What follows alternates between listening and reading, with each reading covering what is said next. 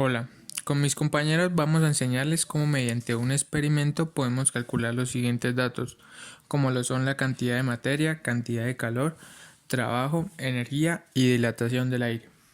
Para este experimento necesitaremos los siguientes materiales: una caja de zapatos, un frasco de vidrio, una vela, una manguera, un Arduino, una protoboard, una regla. Mi compañero les explicará un poco más a fondo cómo se dio la construcción del proyecto. Un experimento muy sencillo, quizá no en el momento de analizar, pero sí en su fabricación, debido a que está construido a partir de materiales muy factibles de conseguir. Consiste en calentar el aire dentro de un frasco, para que ejerza presión sobre el agua dentro de un tubo que estará conectado a este. El valor de la presión la determinaremos a partir de qué tanto se movió el agua. Para conservar el aire y calentarlo, necesitamos un recipiente, en este caso reutilizamos un frasco de cerezas. La presión la mediremos conectando una manguera de diámetro no muy grande. En este caso utilizamos venoclisis, que se aprecia en el ámbito de la salud para canalizar pacientes.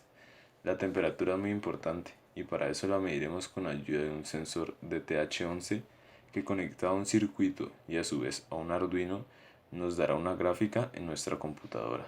Y finalmente montaremos todos nuestros materiales en una caja de zapatos. Bueno, antes que nada, chavales, debemos considerar unos aspectos básicos de la termodinámica, los cuales son la ley cero, tipos de transferencia de calor, tipos de proceso evidenciados en el experimento y demás, en donde daremos paso a explicar cada uno de ellos. Ahora bien, la ley cero de la termodinámica nos dice, en resumidas palabras, que cuando dos cuerpos están en equilibrio térmico con un tercero, estos están a su vez en equilibrio térmico entre sí. Bueno, ahora pues partiendo de esto, tenemos que para el cumplimiento de esta ley tenemos básicamente tres formas por las cuales existe esa transferencia de calor, las cuales pueden ser mediante conducción, radiación y convección. Ahora, ¿qué es la conducción? Nos dice que donde se produce el debido a que dos objetos tienen contacto y cada uno de ellos posee diferente temperatura y calor específico para llegar a un equilibrio térmico. Bueno, lo del calor específico básicamente pues pueden ser el mismo calor específico, pero deben tener una temperatura distinta para que lleguen a este equilibrio. Ahora radiación, donde nos dice que es la transferencia de calor por radiación, la cual no necesita el contacto de la fuente de calor en el objeto que se desea calentar. El calor es emitido por un cuerpo debido a su temperatura. Para este caso, podemos tomar como ejemplo el Sol. El calor que nos llega del Sol viaja por el espacio vacío y calienta la superficie de la Tierra. Es algo parecido como a convección, en donde nos dice que la transmisión de calor por convección, prácticamente es como para los líquidos y los gases, ¿no? Más que todo. Donde nos dice que esta se produce cuando las partes más calientes de un fluido ascienden hacia las zonas más frías, generando de esta manera una circulación continua de fluido y transmitiendo así el calor hacia las zonas frías. En los líquidos y los gases, pues al aumentar la temperatura, esta pues disminuye su densidad, provocando la ascensión. Entonces, pues, bueno, prácticamente es como esto. Dentro de la termodinámica tenemos la ley general de los gases, la cual se representa PV igual a RTN, donde P es igual a presión, V es igual a volumen, la R es una constante, la T es una temperatura y N es el número de moles del gas.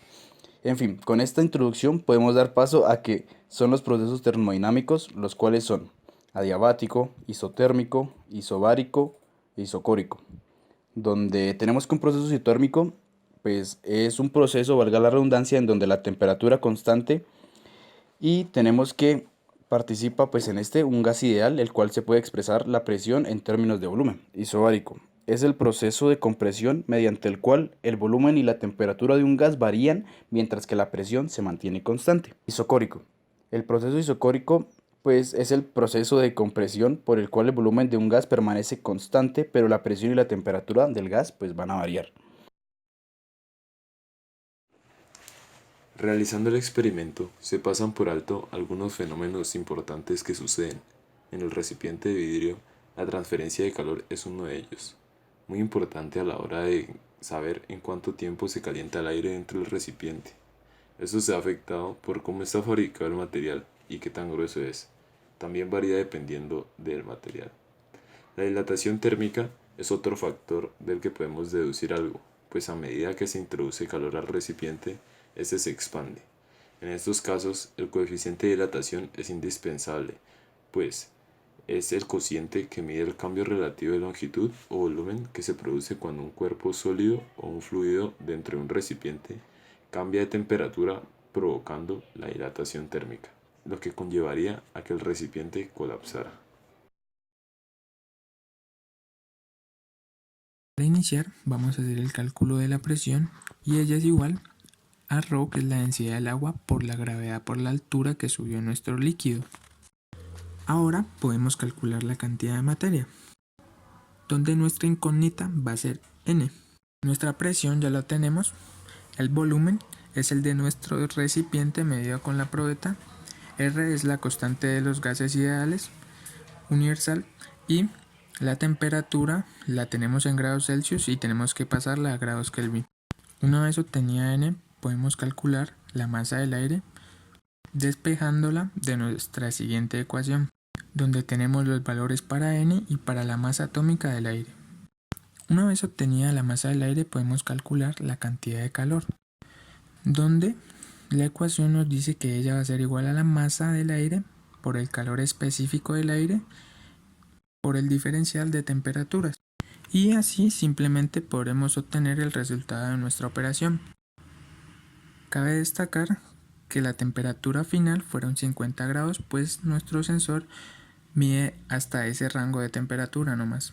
Finalizado el cálculo de calor, podemos continuar con el trabajo, que es igual a fuerza por distancia, y la fuerza es igual a la presión por el área, donde la presión es un dato que tenemos y el área va a ser el área del círculo puesto que está en nuestra superficie, en nuestro instrumento donde se encuentra el agua. Medimos el radio, multiplicamos por pi para poder conocer cuál es el área.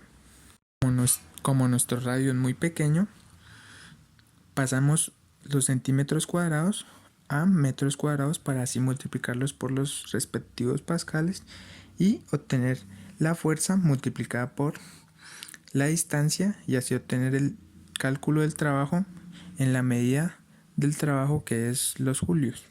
Una vez finalizado el cálculo del trabajo, podemos calcular la energía y ella nos dice que va a ser igual al calor menos el trabajo. El calor ya lo tuvimos y el trabajo también, entonces simplemente es hacer la siguiente resta.